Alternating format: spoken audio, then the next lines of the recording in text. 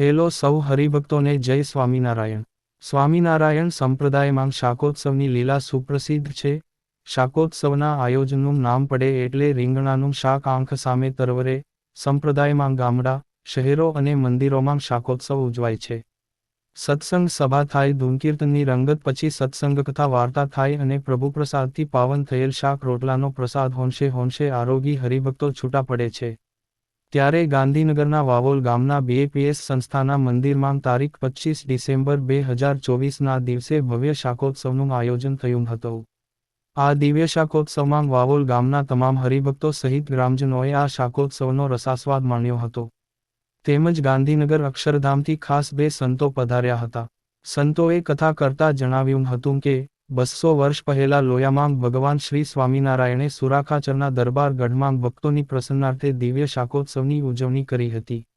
આ શાકોત્સવમાં શ્રીહરિએ 16 મણ ઘીમાં 60 મણ રીંગણનું શાક બનાવ્યું હતું, જેનો વઘાર ભગવાને જાતે કર્યો હતો.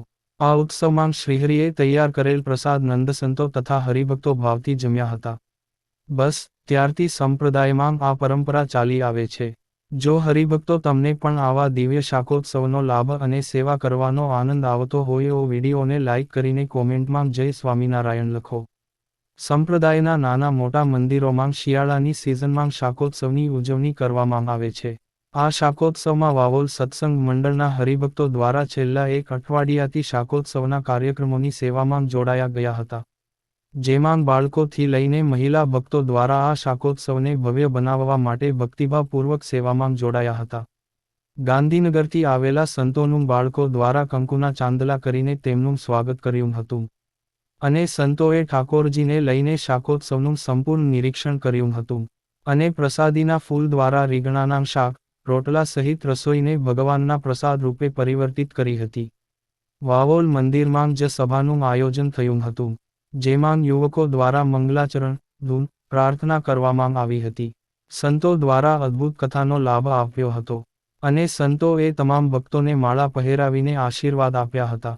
સભાના અંતમાં આરતી તેમજ આભારવિધિ દ્વારા સત્સંગ સભાની પૂર્ણાહુતિ કરવામાં આવી. અંતમાં શાકોત્સવનું હૃદય એવા રીંગણાના શાક, રોટલા, ગોળ, ઘી, માખણ, સમોસાનો મહાપ્રસાદ આરોગી સૌ કોઈ ધન્યભાગી બન્યા.